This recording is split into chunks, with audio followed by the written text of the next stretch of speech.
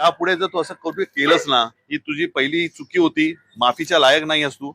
त्याने तुझा तिरस्कार, तुझा धिक्कार कसा केला की तू जे दूध ठेवलेलं आहे ते दूध ते प्यायला तयार नाही आहे. याला तू ओळखतो? हा जो आहे ना मुलगा, याला ऐकायला येतं, याला बोलायला येतं.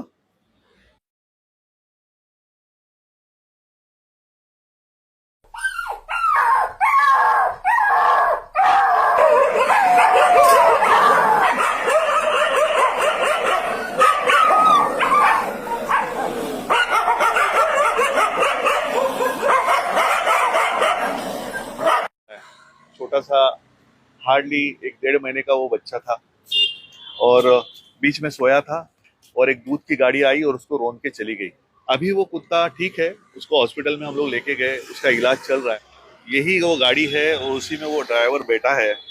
मुझे सिर्फ एक समाज को मैसेज देना है. मैं उसको, ए बाबा बाहर ये,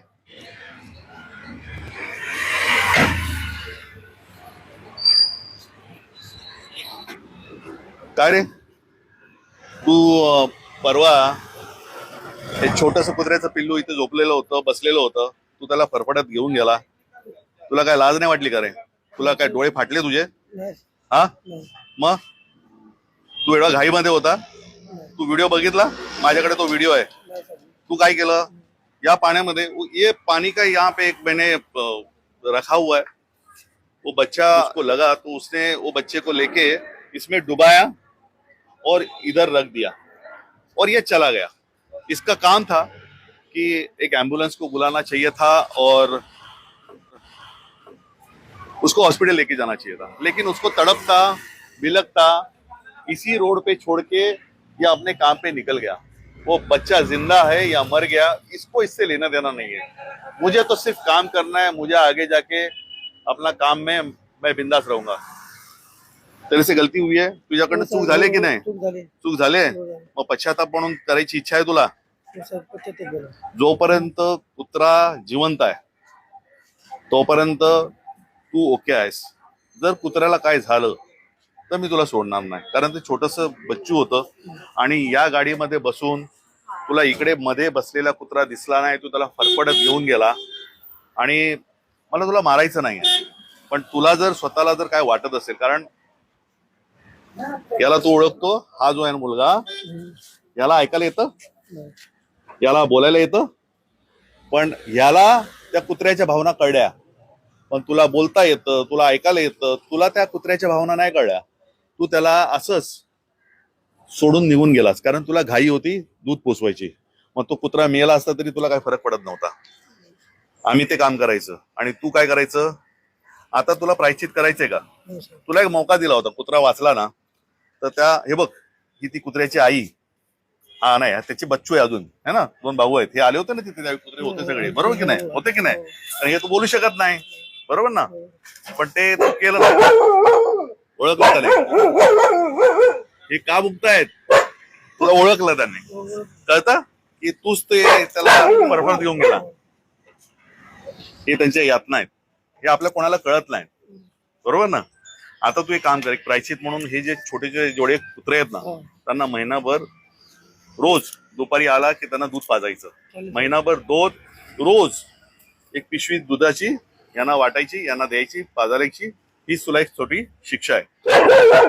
हे बघा, हे दृश्य बघा, हे असं दृश्य कधी बघायला मिळणार नाही.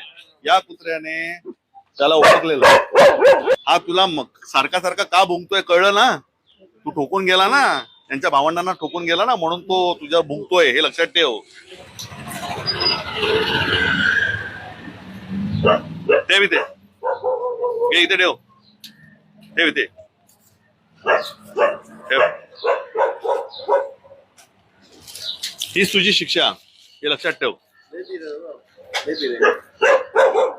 म्हणजे हे सगळं अद्भुत आहे. ह्यांच्या मुख्या प्राण्यांना जे कळतं ते आपल्याला कळत नाही. याने दूध टाकलंय, तिथे ठेवलंय आणि हे कुत्रे प्यायला तयार नाहीत. तो तिथे थांबलाय, हा इथे थांबलाय. हे उपाशी असतात पण हे दूध प्यायला तयार नाही. काय इब्राहिम? आणि तो भुंकतोय कशासाठी? कारण याने त्याच्या छोट्या भावाला गाडी फरफडत घेऊन गेला. त्याच्यावरनं आपण सगळ्यांनी बोध घेतला पाहिजे की मुक्या प्राण्यांना आपण किती जपलं पाहिजे, त्यांना काय काय सांगायचं असतं, काय काय मेसेज द्यायचा असतो.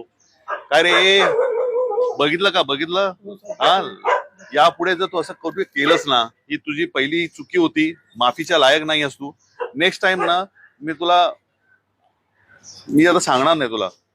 मला खूप प्रचंड ऍक्च्युली यातना होतात, माझ्याहून जास्त यांना यातना होत आहे, पण तुला ते कळत नाही. तुला मारून मला शिक्षा नाही द्यायची, पण हे तू त्यांना दूध ठेवलंय, ते दूध ते प्यायला तयार नाही, ह्याच्यावरनं तू समजून घे. उद्या माणसांना पण चिरडशील. माणसं सांगू शकतात, हे कोणाला सांगणार, हे कशा पद्धतीने सांगतायत. त्याने तुझा तिरस्कार, तुझा धिकार कसा केला की तू जे दूध ठेवलेलं आहे ते दूध ते प्यायला तयार नाही आहेत. त्यांना जीव आहे रे, कळतंय ना तुला. जा आता.